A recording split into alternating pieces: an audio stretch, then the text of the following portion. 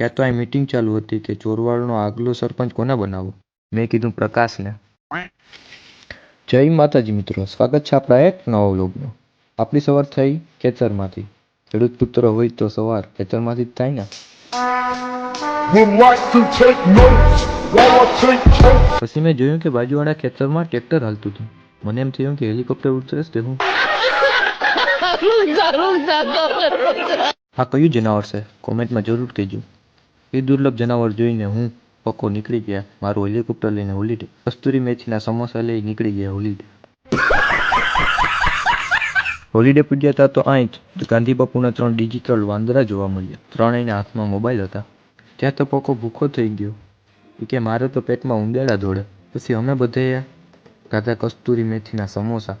નાસ્તો કરી અમે બધી થોડીવાર વોલીબોલ રમી હું પૂગ્યો જીમમાં. ક્યાં તો આ મીટિંગ ચાલુ હતી કે ચોરવાડનો આગલો સરપંચ કોને બનાવવો. મેં કીધું પ્રકાશને. જીમમાંથી નીકળી ગયો હું ઘર તરફ. ક્યાં તો અહીં અમારું હેલિકોપ્ટર હલવાઈ ગયું. તમારે વ્લોગ પૂરો કરવો પડ્યો. બાય બાય, જય શ્રી રામ. મળીએ એક નવો વ્લોગ.